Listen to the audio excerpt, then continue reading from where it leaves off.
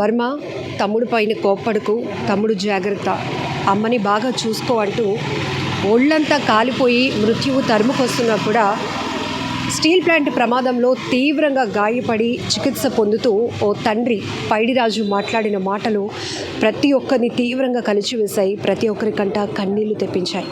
అయితే దురదృష్టకరం, ఆయన కన్నుమూశారు. ప్రస్తుతం విశాఖ KGH మార్చరీ దగ్గర అయితే మనం ఉన్నాం. ప్రస్తుతం ఆ కుటుంబ సభ్యులు కూడా ఎవరూ ఓదార్చలేనటువంటి పరిస్థితి. మీ అందరికీ తెలుసు, విశాఖ స్టీల్ ప్లాంట్ SMS 1లో ల్యాడిల్ బ్లాస్ట్ వల్ల జరిగినటువంటి ప్రమాదంలో 8 మంది కార్మికులు అక్కడికక్కడే ప్రాణాలు కోల్పోయారు.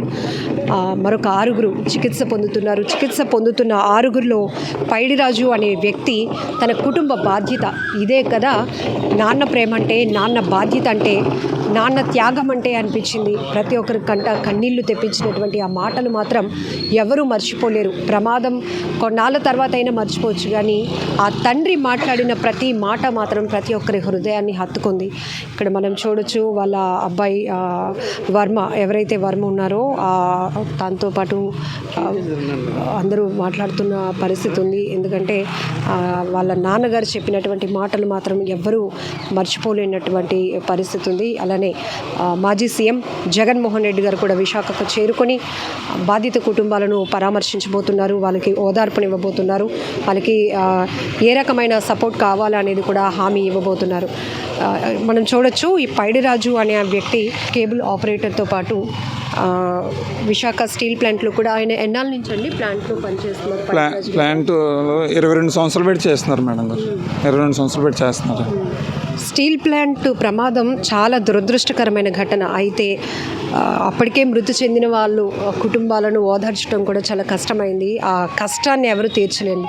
కానీ శరీరం అంతా కాలిపోయినా కూడా మృత్యువు తరుముకొస్తున్నప్పుడు కూడా ఆ పైడిరాజు గారు మాటలు పిల్లల కోసం, ఆ భార్య కోసం, ఆ బాధ్యతని తన పెద్ద కొడుకుకు వారికి అవును, అంటే పెద్ద కుమారుడు అంటే చాలా ఇష్టం అండి.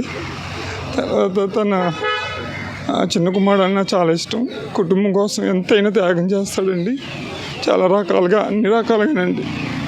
ఎక్కడెక్కడికో చదివించడానికి కూడా చాలా కష్టపడి చదివించాడండి. ఏ లోటు లేకుండా పెంచాడండి ఇప్పుడు వరకు.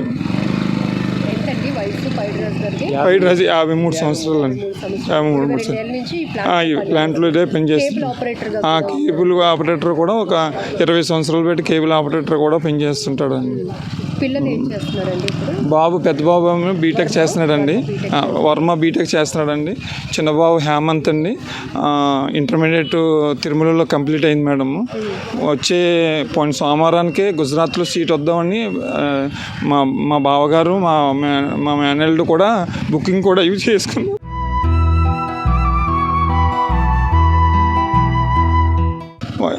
హౌస్ వైఫ్ అండి. మా సొంత అక్క అండి, హౌస్ వైఫ్ అండి మేడం. మీరందరూ ఒక నాన్న పాత్ర పోషిస్తున్న వాళ్ళే. కుటుంబం పట్ల ప్రతి ఒక్క వ్యక్తికి కూడా చాలా బాధ్యత ఉంటుంది. కానీ ఆ స్థితిలో కూడా అతను ఆ మాటలు చెప్పాలి కొడుకుకి, తన రెస్పాన్సిబిలిటీస్ అంటే ఇక తను బ్రతకను అని అతనికి అర్థమైంది. కాబట్టి ఆ బాధ్యతని కొడుకుకి తన మాటల ద్వారా అప్పగించాలి అనేటటువంటి ఆ మాటలు కానీ, ఆ స్ట్రెచ్చర్ పై నుంచి ఆయన మాట్లాడిన మాటలు మాత్రం ఎవ్వరూ మర్చిపోలేదు. అది అనరాదు. కానీ ఆ యొక్క సంఘటన చూసిన కాడి నుండి అందరికి కూడా అదే తపన. ఎందుకంటే మనసు బ్రతికితాడో లేదో సెకండరీ, కానీ ఆ ఆఖరి మాటలే ఈరోజు ఈ రాష్ట్రాన్ని అందరి మనసులు కూడా అదొక్క విషాదంలో దింపేసింది. ఎందుకంటే పోయే మనిషి అలాగరాడు. ఉన్నంటి ప్రభుత్వాలు కానీ, ఆ యొక్క స్టీల్ ప్లాంట్ కానీ, ఆ యొక్క కుటుంబాన్ని. ఎందుకంటే స్టీల్ ప్లాంట్ ఒక విషయం అండి, జగన్మోహన్ రెడ్డి హయాంలోనూ గోపాలపట్నంలో ఒక గ్యాస్ లీకేజ్ అయ్యి చాలామంది చనిపోతే వెంటనే ₹1,00,00,000 ప్రకటించారు. మరి ఇంత పెద్ద స్టీల్ ప్లాంట్లోనూ ఆన్ ది స్పాట్లోనే ఎంతమంది చనిపోయినా సరే స్టీల్ ప్లాంట్ 25 లక్షలు ఎక్స్గ్రేషన్ ప్రకటించడం చాలా తక్కువండి. ఎందుకంటే ఆ యొక్క ఫ్యామిలీలకు అలా ఇంట్లో ఉన్నట్టు వాళ్ళు బ్రతకడానికి కానీ కూడా ఎందుకు కూడా సరిపోవు. అది ఖచ్చితంగా ఎక్స్గ్రేషన్ అనేది ప్రతి ఒక్కరు కూడా ₹1,00,00,000 పక్కాగా ప్రభుత్వాల నుండి స్టీల్ ప్లాంట్ నుండి ప్రకటించాలి. ఆ యొక్క ఫ్యామిలీ కూడా ఇన్ టైం స్టీల్ ప్లాంట్లోనే పర్మనెంట్ ఎంప్లాయీస్ ఇవ్వాలి ఏదో అదే ఎందుకంటే అవి కాంట్రాక్టర్ అలా కాకుండా డైరెక్టర్గా స్టీల్ ప్లాంట్ పరిధిలోనే జాబు ఇవ్వాలి. పైడిరాజు గారు మా బ్రదర్ అండి, మాది గంగవరం. మా బ్రదరు చాలా ఎన్ని విధాలుగా కూడా సూపర్ పర్సను, ఎవరికి కూడా ఈలాటం కూడా లిఫ్ట్ ఇవ్వడానికి చూస్తాడు. అలాంటి వ్యక్తి 25 సంవత్సరాల నుంచి స్టీల్ ప్లాంట్లో పనిచేస్తున్నారు. ఇప్పుడు కూడా వాళ్ళ ఫ్యామిలీ కోసం కష్టపడి పనిచేస్తాడు. కేబుల్ నెట్వర్క్ కూడా ఉంది. ఆ విధంగా ఈరోజు అనుకోకుండా కారణాల వల్ల అతనికి ఈరోజు చనిపోవడం అనేది జరిగింది. అలాగే ప్లాంట్ కానీ బ్రదరు ఏ సెక్టర్లో SMS 1లో పనిచేస్తున్నారు. అనుకోకుండా జరిగిపోయింది, దాన్ని మనకి మనిషిని తీసుకురాలేము. అలాగే మన పవన్ కళ్యాణ్ గారు మన సీఎం చంద్రబాబు నాయుడు కానీ ఎవరైనా సరే అనుకున్న హామీలన్నీ వాళ్ళ ఫ్యామిలీకి న్యాయం చేస్తారని అనుకుని ఎక్స్క్యూజ్ కూడా పంచి అందరికి వాళ్ళ ఫ్యామిలీకి లిఫ్ట్ ఇస్తారని కోరుకుంటున్నాను. ఎప్పుడైనా మీతో షేర్ చేసుకున్నారా? చాలా హీట్గా ఉంటుందిరా మేము చేసే పని. మాకు తెలుసు కదా, హీట్గా ఉంటుంది. మేము కోకమంలో చేస్తున్నాం, బయట డిపార్ట్మెంట్లో చేస్తున్నాం. ప్లాంట్ అనేది చాలా క్రిటికల్ పొజిషన్లో ఉంటాయి, తెలుసు. మనం అనుకోకుండా జరుగుతుంటాయి, దాన్ని మనం ఏం చేయలేము. అలాంటి సిచ్యువేషన్లో పని చేస్తున్నాం మేము. కానీ చేసేదానికి కూడా తగిన ఫలితం దక్కట్లేదు. దానికి వచ్చి మ్యాన్ పవర్ తగ్గించేసి 10 మంది చేసే మ్యాన్ పవర్ 4-3 చేయిస్తున్నారు.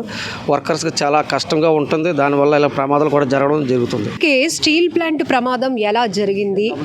SMS 1లో ఏదైతే స్టీల్ మెల్టింగ్ షాప్లో జరిగినటువంటి లాడిల్ బ్లాస్ట్ వల్ల కార్మికులు ఎలా మంటల్లో చిక్కుకుపోయారు, ఎలా తీవ్రంగా గాయపడ్డారు అనే విషయంపై AI క్రియేషన్తో ఒక వీడియో కూడా ఇప్పుడు వైరల్ అవుతోంది.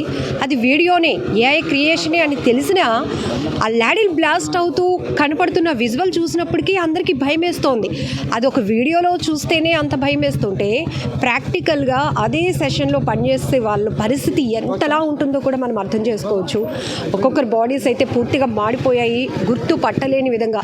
ఒక 2 బాడీస్ అయితే కనుక శాంపిల్స్ కూడా సేకరించి కుటుంబ సభ్యులు గుర్తించిన తర్వాత మృతదేహాలను కుటుంబ సభ్యులకు అప్పగించాల్సిన పరిస్థితి. అంటే ఇక్కడ చూడండి, 1500 డిగ్రీల సెల్సియస్ వేడితో ఆ ఉక్కు ద్రావం మనిషి శరీరంపై ఒలిగితే పరిస్థితి ఎంత భయంకరంగా, నరకం కన్నా భయంకరంగా ఉంటుందని చెప్పడానికి ఇదొక ఘోరమైన ప్రమాదం. చాలా దురదృష్టకరమైన ఘటన. ఈ ఘటనే పెద్ద దురదృష్టకరమైంది అనుకుంటే హృదయ విదారకరమైనటువంటి మరొక ఘటన పైడిరాజు గారు మాటలు.